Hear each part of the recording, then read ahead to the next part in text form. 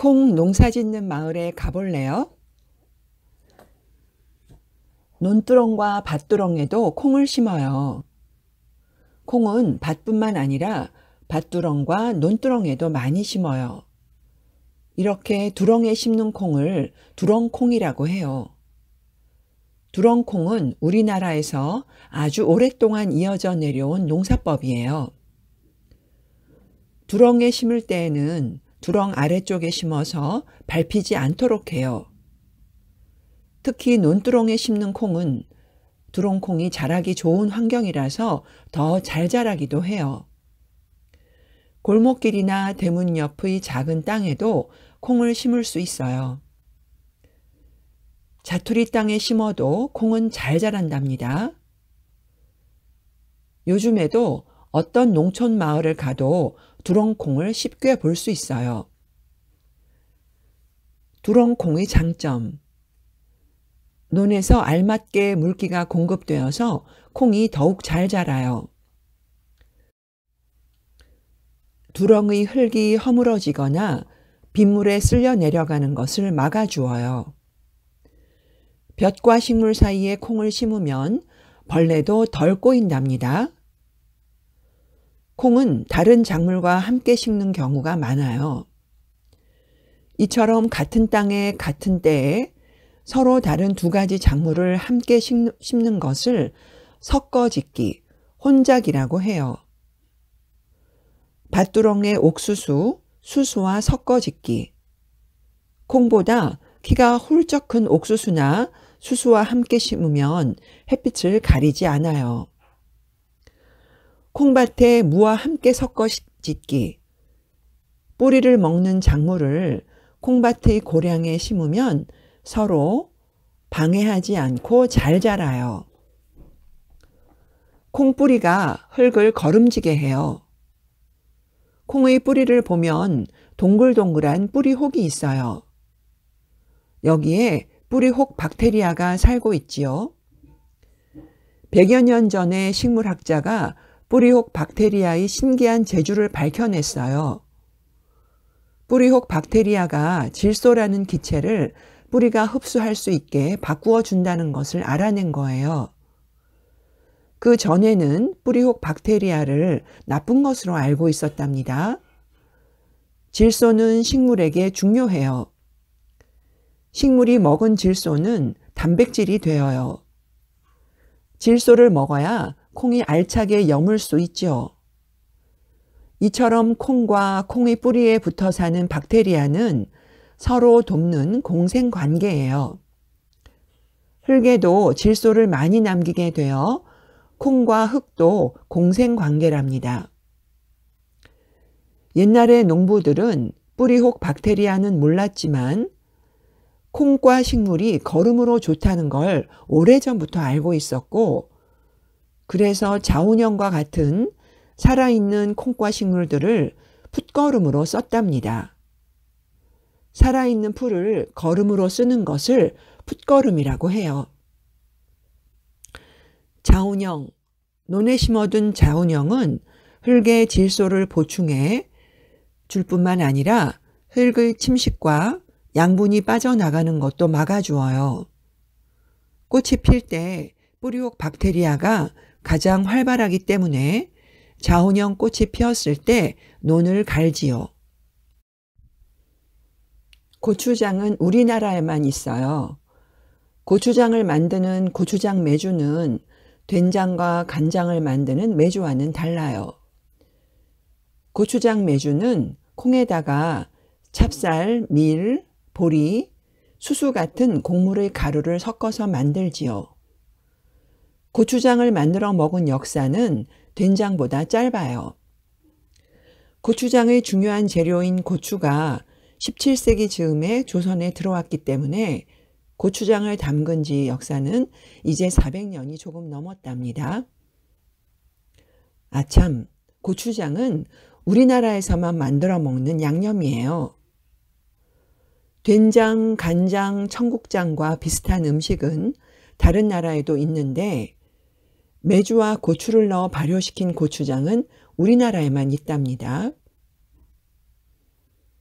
고추장 만들 때 고추장 메주와 고춧가루를 곱게 갈아서 고추장을 쑤어요. 엿기름으로 만든 식혜나 조청도 넣어요. 청국장은 어떻게 만들까요? 청국장은 된장, 고추장과는 달리 메주를 쑤지 않고 콩을 삶아서 바로 만들지요. 푹푹 오래 삶은 콩을 으깨지 않고 식지 않은 채로 3, 4일 두면 청국장이 된답니다. 청국장은 소금을 넣지 않고 발효시키지요. 청국장에는 소금기가 없으니까 만든 뒤에 소금을 넣거나 얼려서 보관해요. 메주콩은 그대로 먹기보다 고추장이나 된장으로 만들어 먹는 것이 맛도 좋고 몸에도 좋아요. 채소를 즐겨 먹는 우리나라 사람들에게 영양도 보충되고 감칠맛이 있기 때문에 음식에 간을 맞추면 맛도 좋아지지요. 장으로 만드는 저장 음식도 많아요.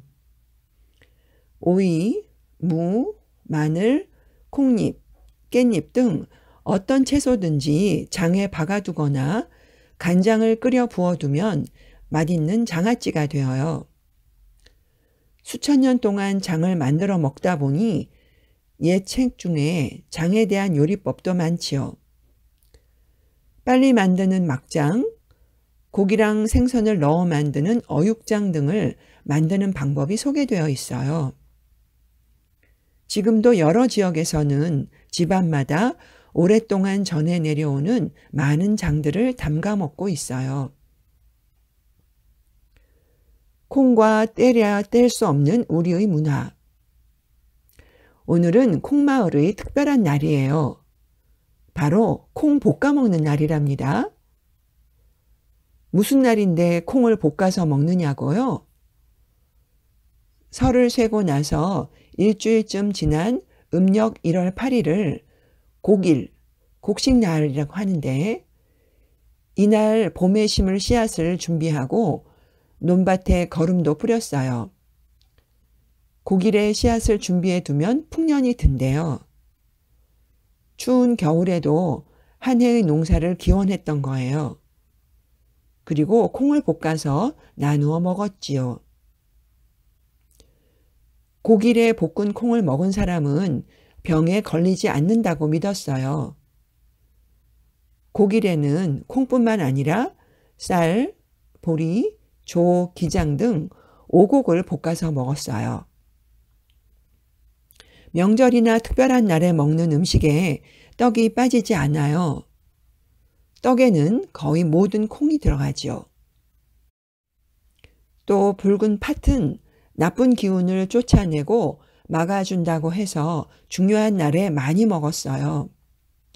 동짓날에는 팥으로 죽을 쑤어 먹으면 잔병에 걸리지 않고 나쁜 일이 생기지 않는다고 믿었지요. 결혼식에는 인절미. 결혼식 날에는 콩고물을 듬뿍 묻힌 인절미를 먹었어요. 인절미는 동네 사람들이 결혼을 축하하며 다 함께 만들었지요. 추석에는 송편. 송편 소로 팥, 콩, 깨와 같은 곡식을 넣었어요. 밤이나 대추를 넣기도 해요. 수확을 감사하고 다음 해의 풍년을 기원하면서 송편을 빚어요. 잔칫날 먹는 콩 버무리. 쌀가루에 콩을 넣어 찌면 맛있는 떡이 되어요. 푸른 완두콩, 붉은 강남콩, 검정콩 등 여러 가지 콩을 넣으면 더욱 맛이 있고 보기에도 먹음직스럽지요. 콩 버무리는 여러 잔치상에 올려요. 동짓날에는 팥죽. 동지는 지난해를 보내고 새해를 준비하는 날이에요. 동짓날은 양력 12월 22일쯤이지요.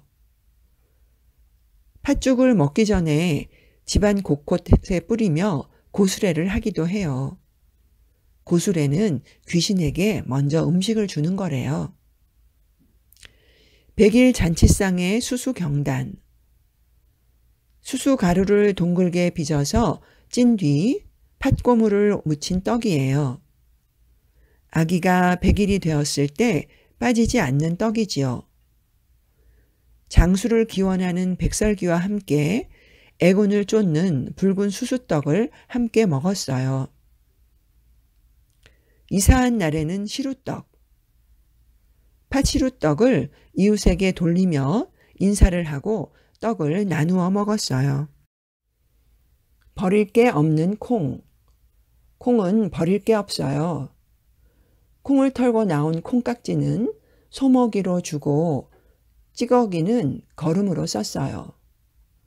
또 콩을 떨어내고 남은 콩대는 불이 잘 붙어서 땔감으로 쓰지요. 콩깍지를 넣고 쌀겨와 잘게 썬 볏짚을 함께 끓여 소에게 먹였어요. 예전에는 힘든 일을 끝낸 소에게 영양식으로 여물을 주었답니다. 우리가 자주 먹는 음식 중에도 콩이 많이 쓰여요. 무엇이 있는지 찾아볼까요? 볶음 요리나 튀김, 전을 부칠 때 콩기름을 써요. 콩물로 만드는 두유와 콩국수도 많이 먹어요. 또 간식으로 먹는 팥빙수와 붕어빵에는 팥이 듬뿍 들어가지요.